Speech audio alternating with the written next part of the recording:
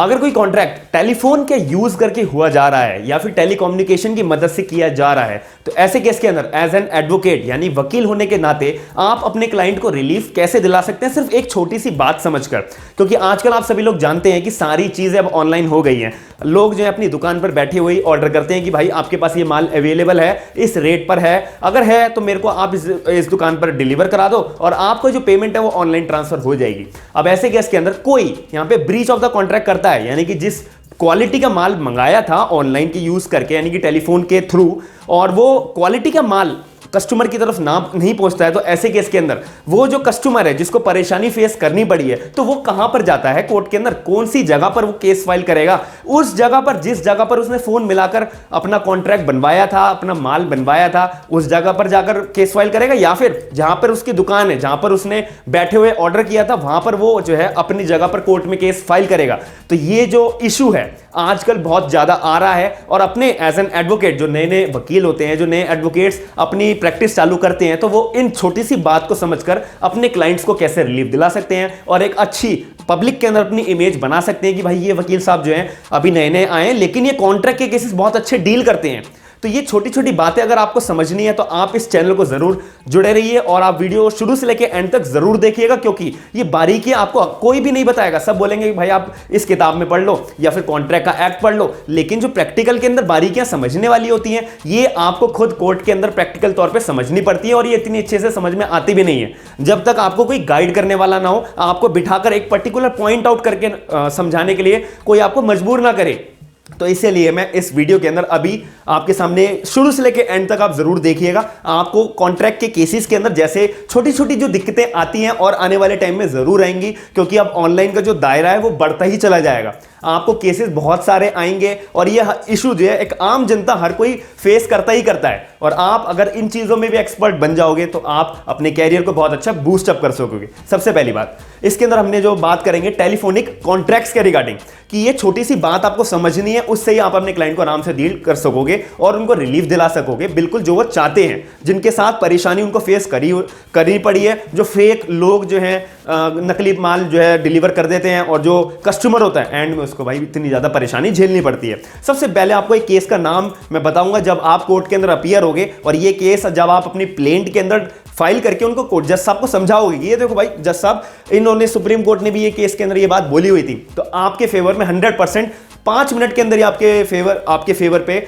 जज साहब जो है आपका डिसीजन दे देंगे। कैसे देंगे? भगवान दास गोवर्धन दास यानी कि भगवान दास गोवर्धन दास केडिया एक पार्टी थी, भगवान दास गोवर्धन दास केडिया एक पार्टी थी, दूसरी पार्टी का नाम था गिरधारी लाल पुरुषोत्तम दास, यानी कि दूसरी पार्टी का नाम क्या था? गिरधारी लाल पुरुषोत्तम दास। पहली पार्टी का नाम क्या था? भगवान दास गोवर्धन दास केडिया। दूसरी पार्टी का नाम था क्या था? गिरधारी लाल पुरुषोत्तम दास। ये 2 बंदे थे। अब ये 2 बंदों की जो कहानी है वही आपको मैं 2 मिनट के अंदर समझाऊंगा। उस 2 मिनट की कहानी के अंदर ही आपके सारे के सारे डाउट्स आपके दिमाग से खुल जाएंगे, और ये 100% कह सकता हूं जो नए एडवोकेट्स अपनी प्रैक्टिस कोर्ट के अंदर कर रहे होंगे उनको ये बात पता नहीं होगी, और बहुत कम लोगों ने ये कहीं से पता भी होगी तो उन्होंने केस पहले पढ़ा होगा या फिर उनको किसी ने गाइड करा होगा।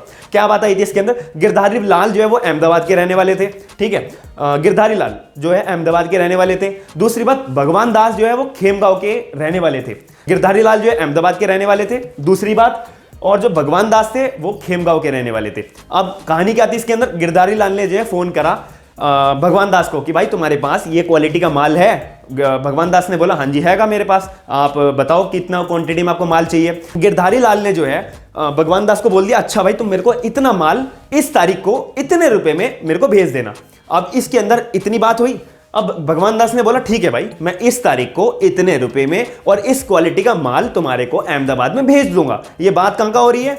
गिरधारी लाल अपने अहमदाबाद में बैठे हुए फोन पर बात कर रहा है, और भगवान दास जो है खेमगांव में बैठे हुए गिरधारी लाल से बात कर रहा है। इतनी बात आपको समझ में आ गई होगी कि गिरधारी लाल ने बोला अहमदाबाद में बैठे हुए फोन करके भगवान दास को कि भाई मेरे को इस तरीके का माल मेरे को भिजवा देना। अब भगवान दास ने बोला ठीक है। अब इसके अंदर ठीक है वर्ड बहुत इंपॉर्टेंट है। ठीक है मैं तुम्हारे को इस तारीख को इस क्वालिटी का इतनी क्वांटिटी में माल भिजवा दूंगा। अब इन दोनों के बीच में आपस में कॉन्ट्रैक्ट बन गया है। अब बिल्कुल कॉन्ट्रैक्ट बन गया है। अब मेन दिक्कत आनी चालू हुई थी कि भगवान दास ने कोई भी रीजन हो ब्रीच ऑफ द कॉन्ट्रैक्ट करा है, कोई भी रीजन इन द सेंस का मतलब भाई कुछ जो इस क्वालिटी का माल बोला था उस क्वालिटी का खेम गांव से अहमदाबाद तक माल पहुंचा ही नहीं, अगर पहुंचा तो लो क्वालिटी का पहुंचा, और जिस प्राइस पे इनके आपस में सेटलमेंट हुआ था उस प्राइस पे भाई बात ही नहीं बनी। भगवान दास ने बीच में गद्दारी कर दी या गलत कर दिया, बिल जो है एक एक्स अमाउंट का बनना था उसने कुछ और बनाएगा, वाई अमाउंट का अमाउंट बिल जो है अमाउंट का बना के भेज दिया गिरधारी लाल को। अब इस केस के अंदर सबसे ज्यादा दिक्कत किसको फेस करनी पड़ी है? गिरधारी लाल को ही तो फेस करनी पड़ी है। अब वो इतनी दूर खेमगांव में जाके ना तो उससे लड़ सकता कि भाई तूने माल गलत पहुंचाया है, माल वापसी करेगा तो ऑब्वियस उसको और पैसा खर्च होगा, या फिर जा उसके पास माल ही नहीं पहुंचा, पेमेंट कर दी पहले एडवांस पेमेंट, वो भी डूब गई इसकी। तो इस केस के अंदर गिरधारी लाल कहां पर जाएगा केस करने, किस जगह पर वो सूट फाइल करेगा? गिरधारी लाल ने इसके बाद अपने अहमदाबाद में जहां वो रहता था उसके पास में जो डिस्ट्रिक्ट कोर्ट होगा वहां पर जाकर उसने अहमदाबाद कोर्ट के अंदर सूट फाइल कर दी है। किसके खिलाफ? भगवान दास के खिलाफ, जो खेमगांव का रहने वाला है। ठीक है, इतनी कहानी आपको समझ में आ गई है। गिरधारी लाल ने सूट फाइल कर दिया। अब अहमदाबाद कोर्ट ने बोला, अब दूसरी दिक्कत इसमें कहां से, दूसरी दिक्कत क्या आएगी? जुरिडिक्शन की, जो मैं इतनी देर से आपको बोल रहा हूं। जुरिडिक्शन के अंदर इसके अंदर मेन दिक्कत यह आई है कि जो गिरधारी लाल है उसने अहमदाबाद कोर्ट के अंदर जो सूट फाइल करा है क्या वो सही किया है? उसको खेमगांव में जाके सूट फाइल नहीं करना चाहिए था। तो इसका इशू जो है यही पूरी वीडियो का आपका टॉपिक है, और यही पॉइंट की वजह से आप अपने क्लाइंट को 2 मिनट के अंदर रिलीफ दिला सकोगे। कैसे? कि अहमदाबाद कोर्ट ने बोला ठीक है भाई तुम्हारे साथ दिक्कत हुई है, तुमने अहमदाबाद में रहते हुए जो है कॉन्ट्रैक्ट को एक्सेप्ट किया था, एक्सेप्ट वर्ड सुना था, ठीक है वर्ड सुना था, तो इसीलिए मैं तुम्हारा केस सुनने को राजी हूं। अब भागा भागा भगवान दास जो है कहां पर गया? भगवान दास गया सीधा हाईकोर्ट में रिवीजन पिटीशन लगाने। भगवान दास जो है सीधा हाईकोर्ट में गया रिवीजन पिटीशन लगाने, जो खेमगांव के डिस्ट्रिक्ट में उसका जो हाईकोर्ट पड़ता होगा वहां पर वो हाईकोर्ट के अंदर रिवीजन पिटीशन लगाई है। क्या ग्राउंड पे? कि भाई जो गिरधारी लाल ने मेरे खिलाफ अहमदाबाद कोर्ट के अंदर केस फाइल करा है ना, जज साहब आप जो है उस अहमदाबाद कोर्ट का जो केस है वो रद्द कर दो, मतलब उसे कैंसिल कर दो, डिसमिस कर दो। अब हाईकोर्ट ने बोला क्यों भाई, किस रीजन से करें? हाईकोर्ट ने बिना सुने खेमगांव के जो हाईकोर्ट था यानी कि भगवान दास का जो जिस हाई कोर्ट में रिवीजन पिटीशन लगा रखी थी वो खारिज कर दी, बिल्कुल डिसमिस कर दी। किस ग्राउंड पर? अब जो भगवान दास था वो फिर दुखी हो गया। अब अहमदाबाद कोर्ट के अंदर केस चलता रहा। अब बात गई सुप्रीम कोर्ट तक। सुप्रीम कोर्ट ने अब मेन बातें खोली कि भाई सुनो, जो टेलीफोनिक कॉन्ट्रैक्ट्स होते हैं ना, यानी कि जो फोन पे करे जाने वाले कॉन्ट्रैक्ट्स होते हैं टेलीकम्युनिकेशन के थ्रू, एसएमएस के थ्रू, व्हाट्सएप के थ्रू, ईमेल के थ्रू या टेलीफोन के थ्रू, जो भी तुम्हारे कॉन्ट्रैक्ट्स बनाए जाते हैं, आप उन सारे कॉन्ट्रैक्ट्स को जो है बिल्कुल भी टेलीग्राम जैसे होते थे या फिर पोस्ट के जरिए या कोरियर के जरिए आप एक्सेप्टेंस भेजते थे पुराने जमाने में, उन कॉन्ट्रैक्ट के साथ आप डील मत करो। वहां पे क्या होता था, टेलीग्राम और जो पोस्ट के कॉन्ट्रैक्ट्स बनते थे उसके अंदर क्या होता था, एक पार्टी जो है जो परचेजर है, जो खरीदने वाली पार्टी है, और जो बेचने वाली पार्टी है। अब जो खरीदने वाली पार्टी है उसने बेचने वाली पार्टी से बोला भाई तुम्हारे पे ये सामान है, बेचने वाली पार्टी ने बोला हाँ जी मेरे पास है आप ले जाओ। अब इसके अंदर जो बेचने वाली पार्टी है वो जो है पोस्ट पे लिखती थी, पोस्ट की तरह पोस्ट बनाती थी, एक लेटर तैयार करती थी, बेचने वाली पार्टी को वो पोस्ट करती थी कि हाँ भाई मैं तुम्हारे जो तुमने ऑफर करा है मुझे, मैं तुम्हारे को बेचने को रेडी हूं। अब उस केस के अंदर जो पुराने जमाने के कॉन्ट्रैक्ट्स होते थे उसके अंदर ये बोला जाता था कि भाई एक बारी बेचने वाली पार्टी ने लेटर बना के एक्सेप्टेंस का खरीदने वाली पार्टी को भेज दिया ना, तो उस दिन से माना जाता था कि भाई इस तरफ इसका जो कोई भी डिस्प्यूट आता है केस के अंदर तो वो डिस्प्यूट जो है बेचने वाली पार्टी की तरफ से ही माना जाता था। लेकिन टेलीफोन के जो कॉन्ट्रैक्ट्स होते हैं हम उसमें ये बात अप्लाई नहीं करेंगे। इस केस के अंदर टेलीफोन के कॉन्ट्रैक्ट्स के अंदर ये अप्लाई करा जाता है कि भाई जिस जगह पर जिसने ये वर्ड सुना है, एक्सेप्टेंस का वर्ड सुना है, ठीक है का वर्ड सुना है, उस जगह पर से ही आपका जुरिडिक्शन चालू हो जाता है। अगर कोई भी दिक्कत आती है कॉन्ट्रैक्ट के अंदर, ब्रीच ऑफ द कॉन्ट्रैक्ट अगर होता है, तो जिस बंदे ने जहां पर बैठकर ऑर्डर करा था और जिस बंदे ने खरीदा था सामान, ऑर्डर करा था और सामने वाली पार्टी ने एक्सेप्टेंस वर्ड बोला था और जिस जगह पर बंदे ने सुना था हाँ जी एक्सेप्ट मैं कर रहा हूं, वहीं से वो अपने करीबी डिस्ट्रिक्ट कोर्ट के अंदर जाके अपना सूट फाइल कर सकता है। ऐसा सुप्रीम कोर्ट ने साफ बिल्कुल क्लियर भाषा के अंदर ये क्लैरिफाई बातों को कर दी थी कि भाई जो टेलीफोनिक कॉन्ट्रैक्ट्स होते हैं ना, तुम उनको जो है टेलीग्राम या फिर पोस्ट या फिर कोरियर की तरह जो कॉन्ट्रैक्ट्स बनाए जाते थे उनकी तरह डील मत करो। यहीं पर बात खत्म हो जाती है।